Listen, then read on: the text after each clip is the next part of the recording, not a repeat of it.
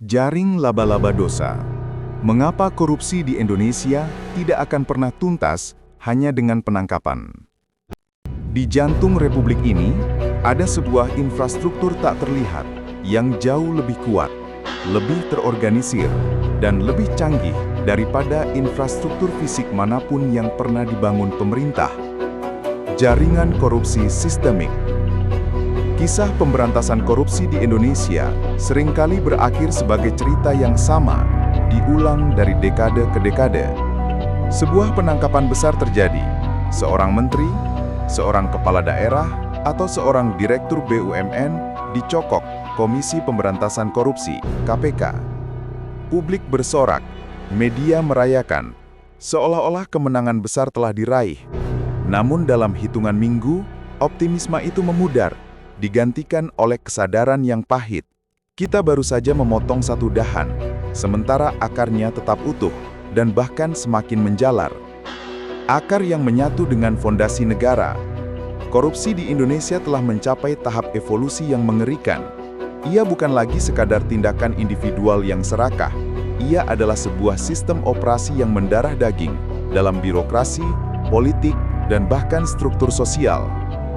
Mutasi institusional atau sistem. Korupsi bekerja seperti virus yang bermutasi.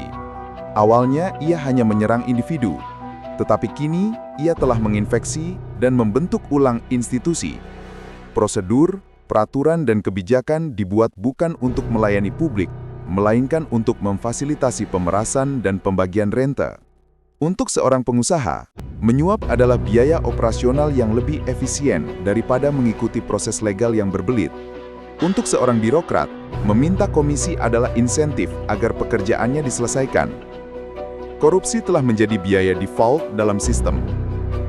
Jaringan laba-laba elit atau kekuatan. Jaringan korupsi modern adalah sebuah jaring laba-laba yang kuat dan elastis, melibatkan trias kekuatan, politisi, pengusaha atau oligarki, dan penegak hukum atau birokrat. Politisi membuat aturan main dan memberikan payung hukum atau non-hukum. Oligarki mendanai kampanye politisi dan mendapatkan konsesi bisnis sebagai imbalan. Birokrat atau aparat hukum berfungsi sebagai eksekutor di lapangan, memastikan keamanan jaringan dari gangguan hukum. Ketika satu simpul jaringan ditangkap, simpul lain segera bergerak untuk menggantikan, melindungi, atau bahkan melemahkan lembaga penegak hukum itu sendiri. Inilah mengapa upaya kriminalisasi terhadap penyidik atau pelemahan undang-undang anti korupsi selalu muncul setelah penangkapan besar. Itu adalah mekanisme pertahanan diri dari jaringan. Tragedi saling terjebak, tidak ada lagi pahlawan yang murni. Yang membuat korupsi di Indonesia sulit ditumpas adalah kondisi saling terjebak atau the corrupting trap. Jaringan ini telah menyentuh hampir semua orang, menciptakan situasi di mana juru bersih pun ternoda. Seorang pejabat baru yang idealis, ketika masuk ke sistem, akan cepat dihadapkan pada dua pilihan, ikut bermain, atau korupsi, atau dimusuhi, dilucuti kewenangannya, atau bahkan disingkirkan dari jabatan. Untuk bertahan dan melakukan kebaikan kecil, ia seringkali terpaksa mengorbankan integritasnya. Hukum hanyalah alat.